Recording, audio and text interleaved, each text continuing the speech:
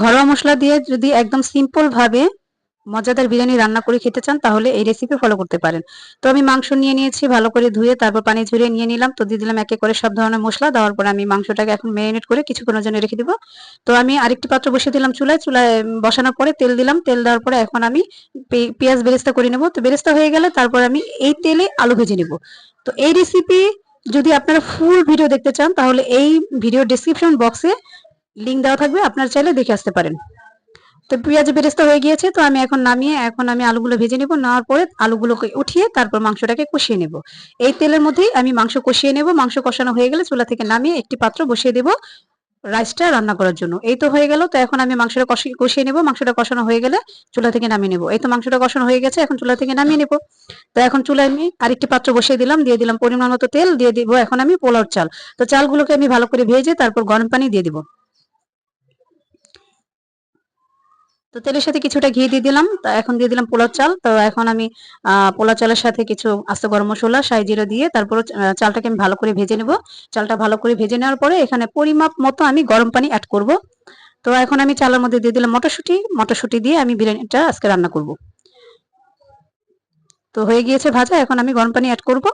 তো পরিমাপ মতো পানি দিয়ে দিলাম। তো দেওয়ার পর এখন আমি ঢাকনা দিয়ে ঢেকে দেব। তো ঢেকে দেওয়ার আগে আমি এখানে দিয়ে দেবো পরিমাণ মতো লবণ, দিয়ে দিব গুঁড়ো দুধ। তো দেওয়ার পরে তারপরে আমি নেড়েচেড়ে ঢাকনা দিয়ে ঢেকে দেবো। তা আমি পানিটা শুকিয়ে গেলে তারপরে আমি নেড়েচেড়ে আমি এখানে বাকি যা যা আছে সবগুলো অ্যাড করব।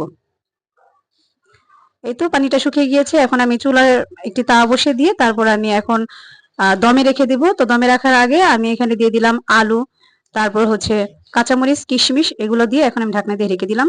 তো কিছুক্ষণ পর আবার চলে আসলাম, এখন নেড়েচেড়ে নিচ্ছি। তো এখন দিয়ে দিব কষানো মাংসগুলো দিয়ে তারপর নেড়েচেড়ে আমি এখানে দিয়ে দিব গোলাপ জল, কেওড়া জল, তারপর পেঁয়াজ বেরেস্তা, ঘি, এইসব দিয়ে আমি তারপর দমে রেখে দেবো আরো কিছুক্ষণের জন্য। এই তো হয়ে গিয়েছে, সবকিছু দিয়ে দিলাম। তো দেওয়ার পরে এখন আমি ঢাকনা দিয়ে ঢেকে আরো কিছুক্ষণের জন্য আমি এখানে দমে বসিয়ে রাখবো। তো আরো কিছুক্ষণের জন্য দমে বসিয়ে রাখলে তৈরি হয়ে গেল আমার টেস্টি বিরিয়ানি, একদম ঘরোয়া মশলা দিয়ে মজাদার এই বিরিয়ানিটা রান্না হয়ে গেল।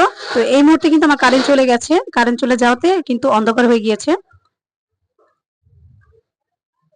এই তো তৈরি হয়ে গেল মজাদার বিরিয়ানি। তো এভাবে আপনারা ঘরোয়া মশলা দিয়ে একদম সিম্পল ভাবে রান্না করে খেতে পারেন, খুবই মজার হয় এই বিরিয়ানিটা। এই তো পরিবেশন করে নিয়েছি।